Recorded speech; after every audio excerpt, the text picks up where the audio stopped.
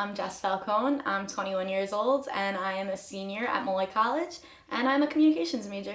I'm currently taking 5 communication courses. 2 of them are my fun, cool electives. One of them is civic engagement with Jamie Cohen and another one is audiences in the music industry with Dr. Kogan.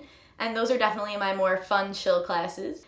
Then I'm taking 3 super hard comm courses. One of them is called Senior Seminar, and that's the class that every communication student dreads from freshman year up to senior year. It's actually a year-long course, so it's 2 connected semesters. We have to do an original research project, and we have to write a huge research paper to go along with it. You pick any topic related to communications, and you dive right in and you do an experiment on it, and you write about your findings, and it's pretty stressful and hectic. It's a really big deal, and it takes up a lot of time, but I know I'll feel accomplished when it's all done, and I'll feel a lot of weight lifted off my shoulders.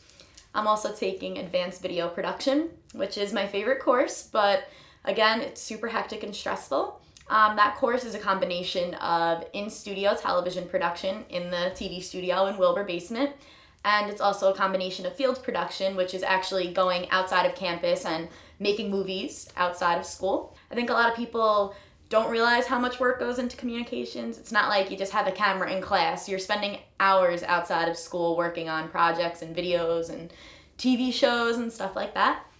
My last course that I'm taking is called Editing and Post-Production. Another really awesome class. We learn 3 different editing softwares: Final Cut Pro 7, Final Cut Pro 10, and Avid Media Composer. You learn how to basically piece together a TV show, a documentary, whatever it is, and edit it all together as a finished product that you would see on TV or on the big screen. Definitely regret that. A lot of my friends are enjoying their last semester of college. They saved all the easy ones to the end, so they're all going out and partying and having a good time, but I waited till the last minute to take all the difficult ones, so I kind of regret it a little bit. So my daily routine pretty much revolves around being on Molloy's campus like 90% of the time. I wake up, I go to Molloy, I go through my day of classes.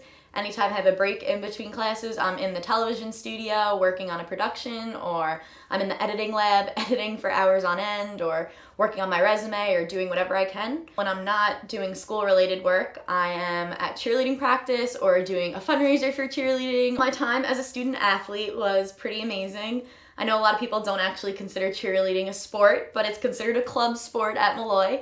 It's still super time-consuming and a lot of fun. I wouldn't trade that for anything. It was one of the best experiences of my life. I created amazing friendships and bonds with the girls and 2 guys on my team, and I really feel like it really enhanced my college experience, and it made me get so involved in campus, have school spirit, and I really wouldn't trade it for anything, and it was totally worth all the hard work and long hours and late nights at Molloy.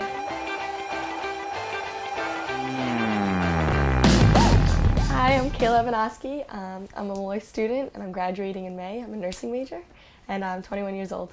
This semester I'm taking Bible 100, Leadership 459. I already took Clinical 449 and I'm also in Clinical for my preceptor. First I did ICU Clinical, also known as Critical Care. I did 112 hours in an ICU. The responsibilities there were a little different than when I started preceptor. You have to follow your professor a lot more, but I started my preceptor, which is where you shadow a nurse.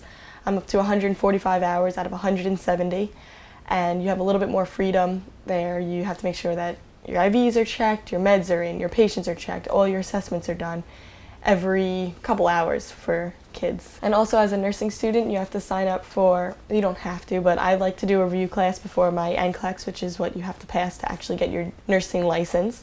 I'm going to do a 4-week Kaplan review. It's twice a week and you're supposed to be doing 100 questions every day up until the test. So I have to sign up for my Kaplan review class, and then after that I also have to sign up for my NCLEX to make sure that I can take my boards to kind of get my nursing license. Monday, Wednesdays I have Bible 100 on campus, so that's from 10:40 to 12. So the night before I try not to go to bed too late, but I have to push my schedule back a little bit. I wake up and I go to class from 10:40 to 12. I come home, I eat some lunch. I try to do any work that needs to be done that day. I go to sleep probably around 2 to 4:30. I wake up and I shower and I have to go to clinical that night. We're on the floor for 6:45 getting report. Your shift actually starts at 7.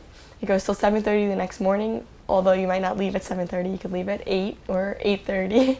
On Tuesdays, I actually have class out in Suffolk County. I do class from 9 to 4 on Tuesdays. So there are some nights that I go into work the Monday night shift, and I go Monday night into Tuesday morning. I drive out to the Suffolk campus for 9. I go class 9 to 4, take a quick power nap from like 4:30 to 6:30, and then I have to coach that night. I coach a travel team of volleyball girls that are 17. It's amazing, but it's exhausting, and then I get to finally go home and go back to sleep that night. So to be a student athlete, it's really hard. You go from 6 a.m. practice, Monday, Wednesday, Friday, games Tuesday, Thursday night. So not only do you have to fit your schedule into your practice and game times, you have to figure out when you're going to eat, when you're going to study, when you're going to do your work. And after going to practice in the morning, you have to then go to classes all day long. So you really learn how to time manage, but it's totally worth it. I wouldn't have changed being a student athlete. If I went back my freshman year, I would still choose to do that. I'd probably warn myself about time management a little bit better, but I loved it. You got really close with different girls, and you got to push yourself to a level that you never thought you could do before.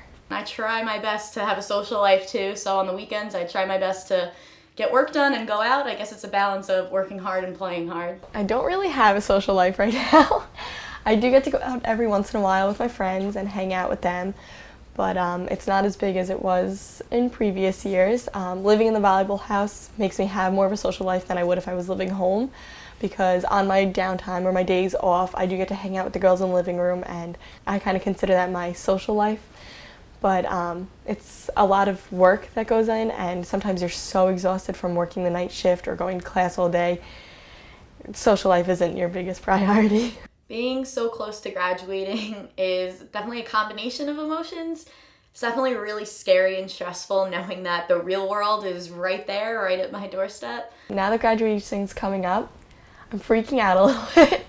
I'm stressed, I'm nervous, I don't know what to expect. You're so used to going from high school, you graduate and you were nervous, but you're like, hey, I have another 4 years of school, but now I don't. So I get to graduate and I get to kind of be a real adult. I feel pretty nervous about having to move out and get a job and grow up. Getting ready for graduation is also exciting. It knows that all the 4 years of hard work you did paid off. I'm definitely still wanting to be a kid, I guess, at heart, and not wanting college to end.